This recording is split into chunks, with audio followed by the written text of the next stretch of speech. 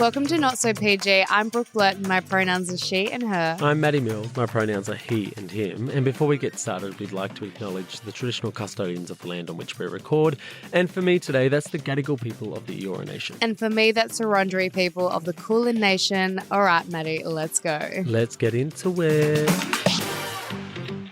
Oh, my life. I feel like a part of me is missing, to be honest. Like, I've had the gayest weekend of my life, and it just feels like you weren't there, and I'm upset about that. I mean, I'm upset about it. I mean, we're both sleep deprived for different reasons.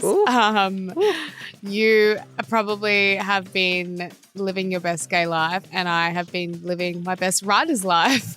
So my schedule has been so, I'm like the most packed it's ever been in my life. It feels like this whole festival is a culmination of who I am. It's like a black queer festival because everything at Sydney World Pride, it feels like is like there's a First Nations lens on it. So it feels like anything I go to, anything that I'm working on is like just a culmination of who I am, and I feel so bloody great. I don't want it to end. I know. And you just like see and catch up with people that you probably haven't seen in a very long time. I know. But also, let me tell you, I'm here today without sleep.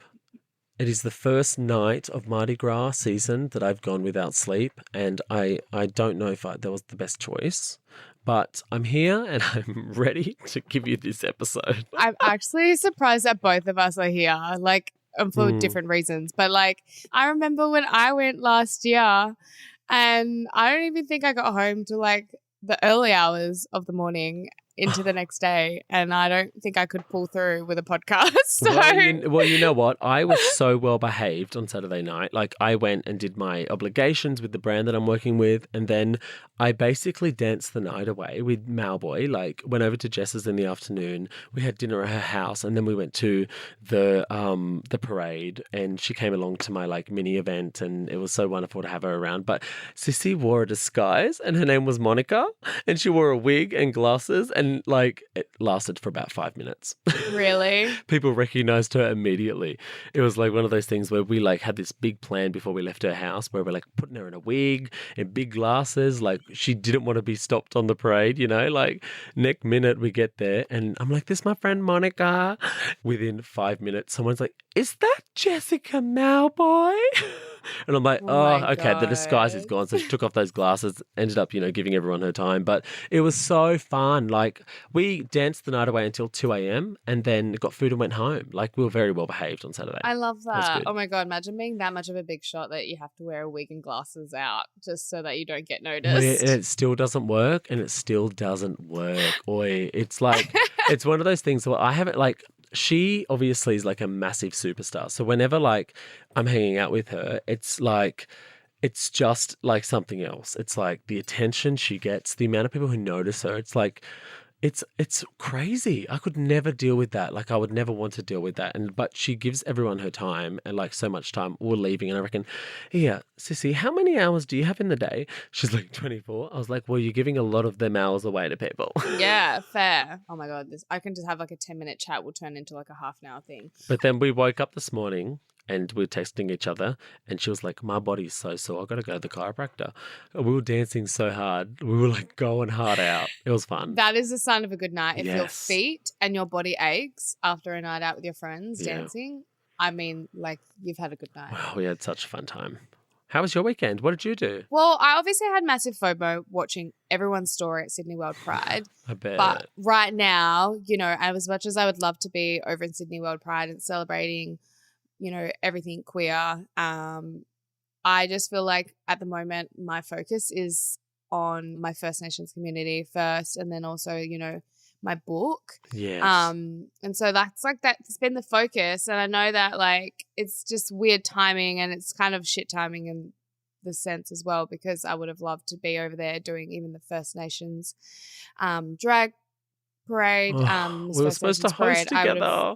I know, and that would have been such a full circle moment, of our sort of 2-year friendship that we've had. Yes. But we know oh my God, for a long time. But you were over there in Perth with, I just find him so hot, Matt from Was he a bachelor? Yeah, Maddie was a bachelor in the year after me, 2019, I He think. is so beautiful. And I He also is get gorgeous. like he has a friendship with Khan that I'm so jealous of, but he's stunning. You slut. Yeah, I mean, Perth Writers Festival was really beautiful. And then afterwards jumping on the red eye back home is probably not what I wanted to do, but it made it. I think Perth Festival made it so worthwhile being back home with family.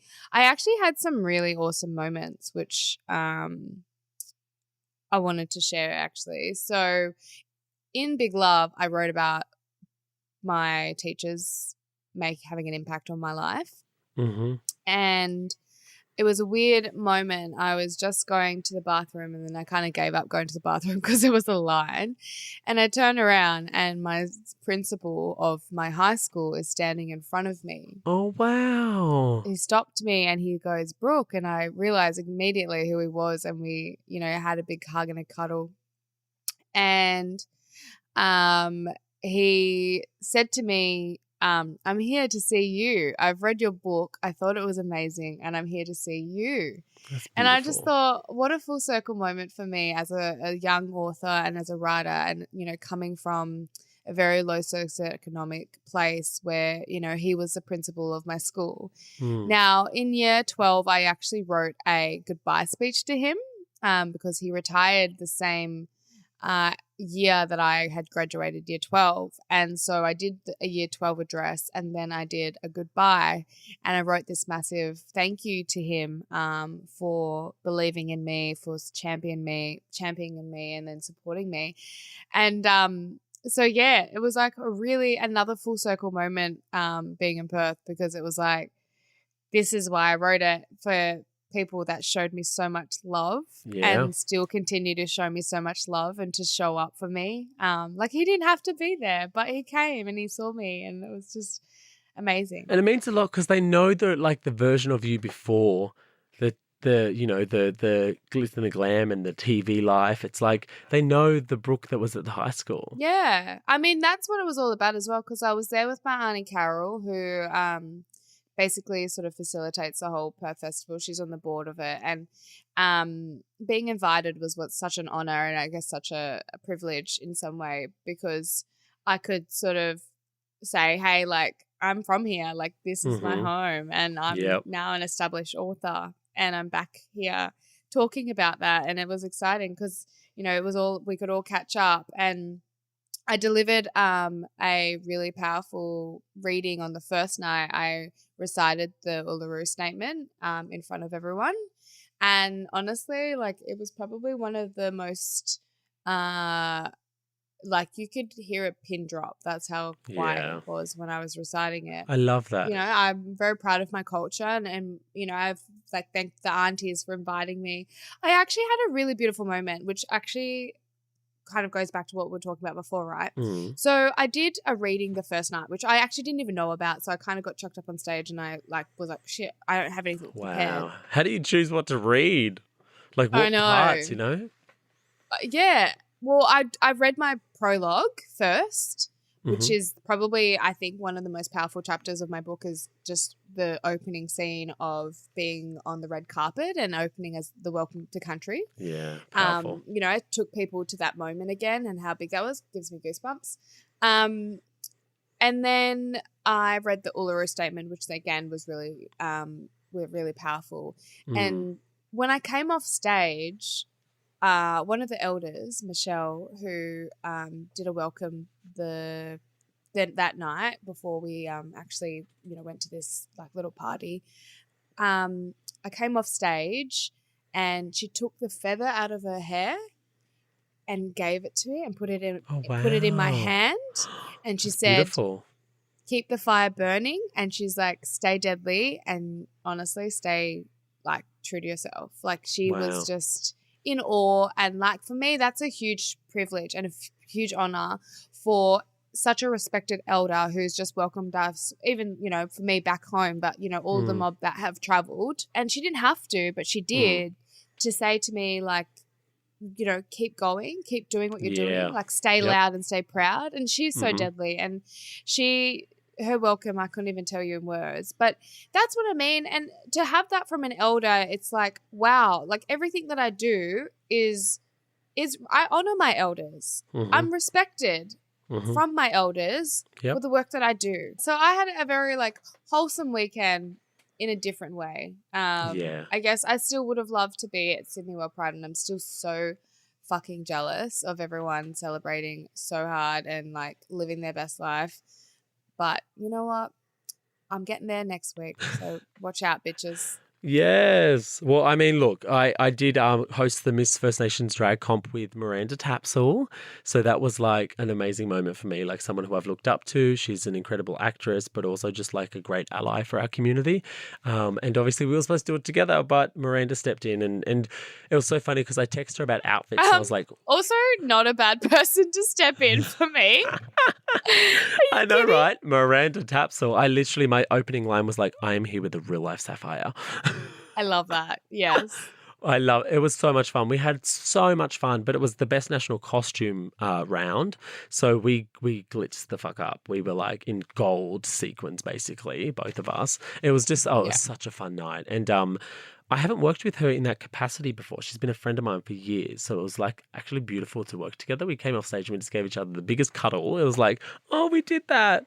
And then I went and danced at this like party.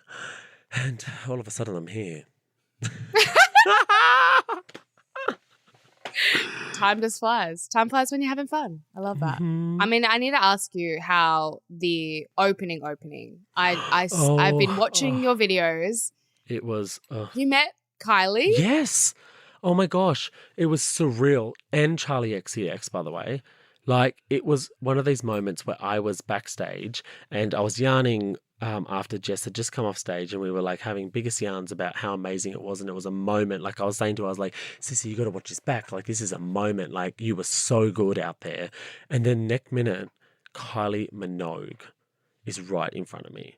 And I just like stopped talking and I was like, and I just gave her said hello, obviously introduced myself, gave her the biggest cuddle, and she was so lovely, but she's real small. She's a real little one. Her and I are the same size. Yes. Yes. Oh my God. Like, that's exactly what I was going to say. Like, she's like your size, Sissy. Like, she was little. And then I didn't know Denny was there at all. And then I'm watching Kylie when she'd gone on stage and it was Jess and I watching her from backstage. And then Denny Minogue walks out and I'm like, what? There's a reunion that's going to happen, like iconic moment. Oh, it was beautiful. Like, it was one of the highlights for sure. And Charlie XCX, you know, she had the biggest entourage, bless her. But like, she was amazing as well. Yeah, it was cool to be backstage with like Kylie, Jess, Denny, and Charlie XCX. I thought it was the pinch me moment, but there was a little possum running around. Like, I know, random. There was a fucking possum that lives in the tree that was like backstage and it was running all over the floor. And then at 1 minute we were feeding it. We were feeding it from the catering. We are trying to feed this possum backstage. Like, so random. Anyway. I mean, I love that for you. I love that for the fucking possum getting a free ride at Sydney World Pride. Like, fucking fun. This possum is the OG. You know what? My biggest flex was the fact that I think I've spoken about this on a previous episode, was that Danny Minogue knew me at the basketball. So I saw cool. you and I saw Kylie and I saw Jess and I was like, fuck my life. I And- need to get my ass on a flight to Sydney because I'm missing out on like the best fun right now. And you know what? Like, Jess, to be honest, was the best of the night. Like, hands down. She gave big Beyonce vibes and it was the most amazing thing to like witness that and like be in that presence of her greatness. Like, I still fangirl. She's a friend and I'm just like fangirling. I'm in a house and I'm just like fangirling over her, looking at her like, you making me a margarita? Really? Like me? I should be doing this for you. I'm like, really, sis? Oh my God. Talking about, I guess, you know, Jess Mauboy and the black excellence that she holds. Oh, yeah. It's on the other of that, a lot of when I was a bit younger, not so much now, a lot of people weren't actually fans of Jess, and I was a huge fan, and you are a huge fan, and I love fucking Jess Mowboy, and I will literally do anything. I will suck her left toe. I would do anything, like for my sis, or if she, wants to experiment with a girl, I'm there. Wait, don't. I mean, I remember a lot of the mob weren't that I spoke to, and these are just spread out over the times, weren't like fans of Jess, and I would always question why, and I sort of always would ask the question of, but she's mob, like she's representing and she's doing all this amazing work, she's breaking down huge barriers for the arts and for music and for performers. But it wasn't anything to do or anything reflective of her. It was a matter of what I would say called tall poppy syndrome, really. Yeah. Is that you see black fellas succeed and you see them, fulfill their dreams and you want to tear them down. So... Yeah. And I get really disheartened and I get really it actually is one of those things that makes me a little bit angry. And I don't get angry because how I say when I get angry, I just cry. I'm like super emotional. I'm like, but this thing makes me super passionate about talking about it because it's something that doesn't need to be around. Yeah. Like it doesn't need to exist. It doesn't need to be spoken about. But today we're going to speak about it because I think it's important that we are aware of it and that we're not actually being a part of that. Yep. And I only use Jess as an example because, I've only got that experience with her, but I've seen it from other people doing it to other people too, especially in the black communities. Hey, you know what? It's something that is not necessary. We have enough people trying to tear us down. Like, let's be honest, like the wider community, a lot of the time don't want to see black mobs succeed. So it's like, at the end of the day, we can't have that in our own community. And sometimes it actually translates to lateral violence, which I think exists, but is a polarizing term for a lot of people in our community. Some people think it doesn't exist. I really do think it exists, where it is when your own people are trying to tear you down or try to impact your life in a negative way. Like lateral violence to me was very apparent, especially in the early days when I was trying to move off country from my family to go to boarding school or to try and better my life. Like there was always that I was trying to act too white.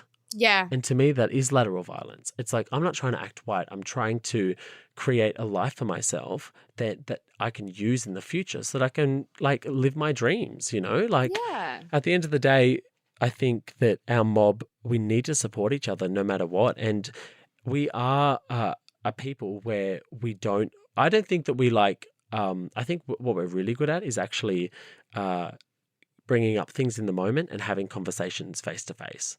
Like a lot of the time with my family, it's always like, you know what, if they have a problem, they're going to bring it up. I think we all code switch, Maddie, right? Yeah. So like in these spaces that we work in, we have to. It's something that is like within us. Unfortunately, like a lot of people don't have that privilege of having culture. I mean, I feel blessed. I feel like it's a gift to me. I feel like I wear it like with pride. So, code switching for me is just something that I'm just so used to and I'm okay with doing it.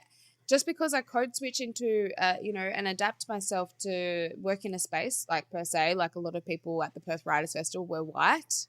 And so my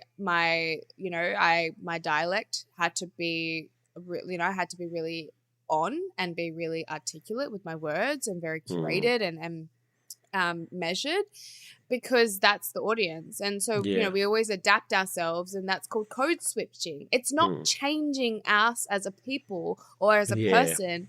We're still got our cultural values. We're still got our cultural morals. We're still grounded in our culture. It's just what we do. And for people that just don't understand how it might make someone feel if you're saying, oh, you're acting white or you're being too white, it's lateral violence and it's tearing someone down. It's called tall poppy syndrome and I hate to see it. But also like I get really upset because my family keep me super humble, if I'm being honest. And they have kept me. They would check you, like exactly same as mine. It's like that whole thing of like, if you're not going to be proud in front of your family, like, are you doing the right thing? Like, if you're like do something, you're like, I don't want my family to see this. Like, you're supposed to be doing it. You know, like they're the ones who are the indicator of like what is right and wrong in our eyes, because we have to go back to community. And if we get off that plane or go back home and they're like, no, you're gammon, like, I would be like very much not happy, you know? You'd be sad because I know. that's where you belong. That's your community, and you always, try to make them proud, and that's all that we're doing, right? And like even when I do my influencer stuff, which, to be honest, like it's not my most favorite part of my job, doing the influencer brand stuff. Recently, I am doing a campaign with Tinder, and we all know my Tinder story, which is very unsuccessful. Girl, but one word. I'm getting the chance to help queer couples get married, and so I'm helping them pick their flowers, their decorations, their music, right? Cute. And so I had to put up this video of me telling, the like talking to the campaign, and the message that I got from my brother is like, "True, you sound like a Wodula." Wodula, don't. White fella. And so white fella. And because I had to sort of put on this like really presenter voice and like, be clear with everything, not to say that black fellas aren't articulate. Like we are. So we have to learn the English way of talking. But when we're back on country and we talk language, like we like didn't get the chance to actually even speak our language. So I'm telling you, when I'm out with my friends and I'm having a good time with Black Mob, like I don't sound like Maddie on the podcast. You should hear how I talk. Like, yeah, I could be bloody Jimmy from Community. But like that's the comfortability of like being home. Like when I landed in Perth, like last weekend, and I even like did a reading that night, and I just said, as soon as I land in Perth, it just feels like I can breathe. And Perth mob, they're a bit slow, like as in like they move at a pace that is much slower than everyone else, and it's kind of like. Yeah, it's like, oh, yeah, easy, no worries. And because now I've adapted to very Melbourne, very city life over here. I'm like, let's go. How did you read your book? Were you real proper, or were you like, yeah, my name Brooke? I mean, I think I was, a perfect between. I think I was, I'm very proud of my culture, and I've like thanked the aunties for inviting me, and I would hope that I would get that same respect from my peers, the mob, that are around me, because, and I don't really care about people's validation, but I do care about the validation from my community, because they're the ones that it means a lot, and it's ones that I care about the most. Yeah, like being accepted and knowing that where I belong is truly like I belong, like, that's my belonging. And so I get really upset when I hear mob tearing down other people and other mob, especially currently where the landscape is at the moment with The Voice. I'm seeing a lot of confliction, and I'm seeing a lot of conflict, and I don't want to see that. I mean, everyone's has a right to an opinion, and I truly believe that, and I know that a lot of mob aren't supporting The Voice, and a lot of mobs do support The Voice. And I've been seeing a lot of mob like tearing down, Lydia Thorpe for the, what she did at Mardi Gras, laying in front of the road in front of the float.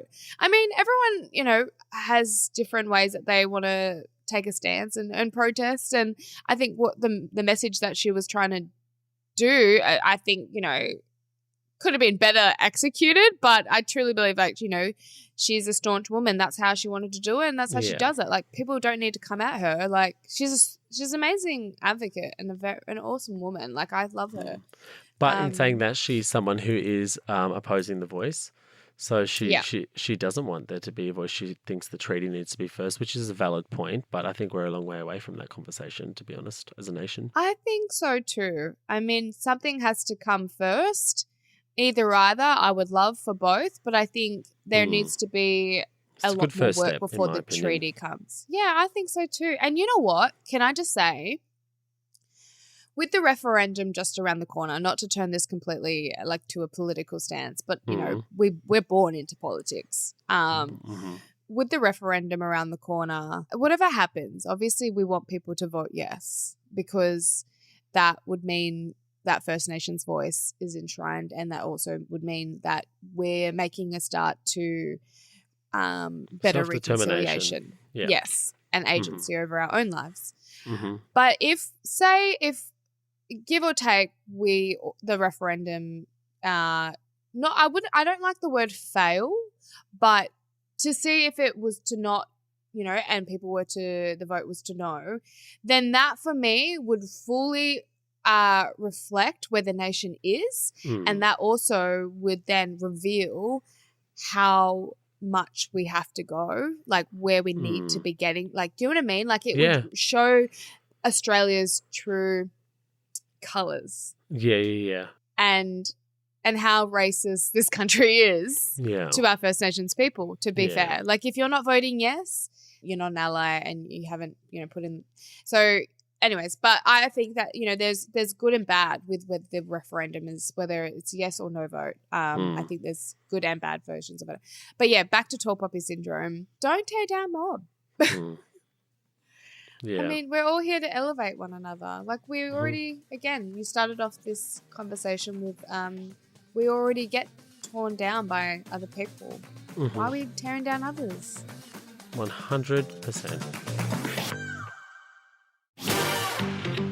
On Instagram over the weekend, and so much of my feed was like Sydney World Pride, and then I came across this awful video, which was one of these sort of influencer people who has made a name for themselves online on social media, and they were inciting that all queer people or people from LGBTQIA plus communities were grooming children and perverted, and I like was gobsmacked. And then I saw people commenting on his video that I knew that like I thought I respected. Obviously not now, but I literally was like, okay, I have no time for this. I'm not even going to write #cancelled. You know what I'm going to do? I'm going to block you. Block, be gone, bye. I love that. I mean, you're not one to block people though. I feel like you're like... Nope, my block list is very small, but if you get on there, it's an absolute privilege. You'll never, ever be able to coming see back. me again. Nah, you ain't coming back. Never, yeah. I am the opposite. I am an avid blocker. Ooh. Even if someone writes something to a comment about something and I'm just like, oh, you know what? Screw you. Like, you're not that positive. See you later. Bye. See ya. I just block Bye. them. Yeah. You did teach me how to mute people, which was a very handy tool. I was like, how do I not see people's things? You're like, just mute them. I do it all the time. I was like, okay, all right. I've muted Wait, don't out me like that. Don't out me like that. Well, you seriously, I know the people you've muted, and I think I've muted the same people. Yeah, it's like that thing of like you still want to follow them because you know you see them out at events all the time, and you don't want the awkwardness of being like I unfollowed you. Yeah. So the best thing is to mute people. But actually on that blocking, someone recently popped up on my Instagram that I knew had blocked me. Oh, so they've unblocked you. So they've unblocked me. Oh, juicy goss. Who was it? Tell me. And the thing is, this person had no reason to block me. Like, did I just say who it is? I don't know. Don't tell us who it is. Keep the suspense. Okay. So they're a musician, and we met years ago, way before I was on Batchy and way before they blew the fuck up. Right? I feel like I'm playing fucking Cluedo. Who is this person? Do they wear a hat? Who's done it? Do they have a mustache? Yes. There's a bit of a story behind it, which, you know, I won't out because it just seems too long. We don't have that much time on this podcast. But they obviously unblocked you, but why do you think that was? I personally think it was because I was the last person they had hooked up with before they got together with their current partner. Oh, she's thought about it. I honestly feel like, you know that movie, and they like whoever he has sex with, then they find their their husband or their wife, or they marry the next person that they meet. Good Luck Chuck and Jessica Alba is in it, and basically she's like this. Jessica Alba is this chick that's into penguins, and she's so hot in it. What? Anyways, Into penguins? yeah, Like, she's like she works at the a animal. penguin. Not like into them sexually, you loser. No, I didn't think that, but I'm like, why is that her like storyline? She's a girl that's into penguins. Is she just obsessed with like? Yes, obsessed with penguins. She loves penguins. Happy feet. Go watch the movie. If anyone's watched Good Luck Chuck. Anyway, so basically he doesn't want to, he likes Jess in the movie. I don't know what her real, like her movie name is, but Jess. And he's scared that if he has sex with her, then the next person that she meets is going to be, she'll The love of he her will lose life. her. Yes. And I swear there has been like 3 or 4 relationships that I have had that I'm the last person that they've been with, and then the next person that they've been with, they get married and they have children, or they're still together. Really? Is that reflective of me? Like, am I the drama? Am I just like the last Yeah. hurrah, motherfuckers? You know what you are? Chuck. That's what I feel like. Like, I'm my fucking life. Good Luck Chuck.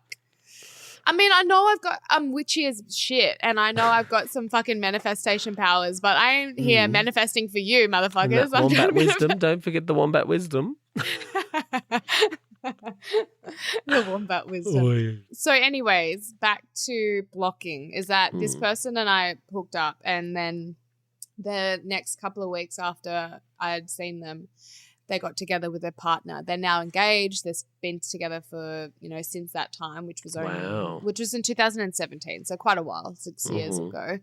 But they unblocked me recently, and the only reason I knew, because their stuff popped up on my feed, and I was like, oh. And it was like their official page. And I was like, what the fuck? I've never been able to see this before. And like, I was like, what the hell? So they unblocked me years ago.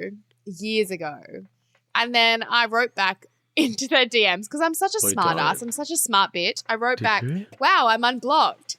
And then they blocked me again. Oi, that's shame. I can't. Did they actually? Truly. Did they reply? No, they didn't reply. They just like blocked me again, and then recently, up until literally like the last month, have unblocked me. I mean, the funniest thing is that I was basically a nobody when I met them, and sort of they were as well, because they could actually go into like a local Macca's. We went in barefoot together this one time when we had met. And no one noticed them. No one noticed me. So, like that goes to show like we met before that, all this craziness. And now they're like one of biggest global sort of musicians, I guess. But I was just thinking Talking about Beyonce. yeah, it's Beyonce. Big Brooke and Beyonce barefoot in Macca's. Love that for you. No. But, yeah, bless. And so for me, like, I just find it weird because, they would have lived in Australia at some point, and especially the time that I was the Bachelorette or on the shows. Wait, what? This person's international? Yeah, they're international. Oh, gee. I can't wait to call you after this. I need to know. I mean, I could just say it and Jay can just cut it out, you loser. Oh, do it. Can you tell me? Yeah. Shut the fuck up. Are you for real? Is it actually? Yes. I mean, I can tell you the big story one day. But yeah, basically, so I was thinking like they would have just seen me either on like a billboard or I don't know, maybe they haven't, maybe they have. But I was thinking, why did they unblock me? Sis, you were barefoot in Macca's with her. She remembers you. That like 100. We know why she unblocked you. She's looking at your profile. When you block also, someone, who said she was a she? You reckon who said she was a she?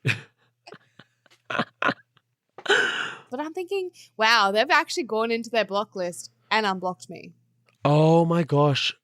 I restricted someone. I didn't block them, but I restricted someone. You know how you can do that? Yeah. Like instead of blocking them, you can restrict them. It's not a phenomenon. Maddie's just understanding. I feel like they're going to listen to this and they're going to know exactly who I'm talking about. So they sent me a really not okay video and then sent a photo of them at the location that I was at doing a shoot an hour after I was there.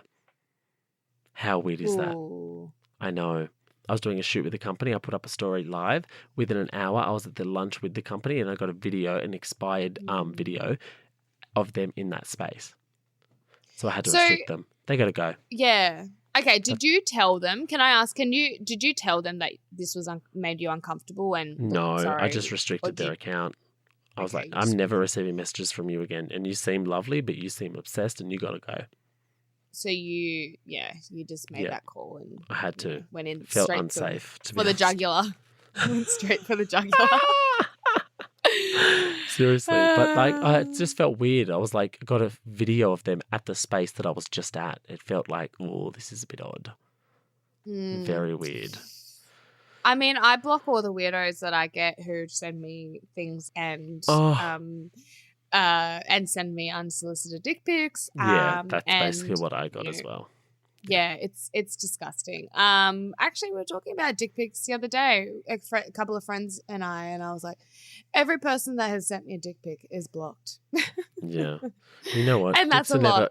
Dicks are never cute photos anyway. Like, I actually wonder if I should show one day like my block list because I reckon I could. So you're going to say all the dick pics? I was like, yes, please. Can we have a rating system? We'll go through like one by one. I'm kidding. I also don't understand what is attractive about sending you a dick pic? Like what goes through people's minds to be like, hey, fuck yeah, let's do this. Let's send a dick pic. Because I'm not out here like literally sending you photos of my vulva, but like what the fuck goes through people's minds to send a pic of a fucking dick? Like it's not attractive. My vulva. Wow. I mean, I'm blocked by David. But I couldn't give a fuck. David. Who? Yeah, exactly. Who? Exactly. Who? God, that feels like a fucking lifetime ago, doesn't it? Oh, doesn't it? Well, I guess on that note, I mean, my block list is getting higher and higher and I'm happy to keep contributing to it. I love that. I might add some people to mine today, actually.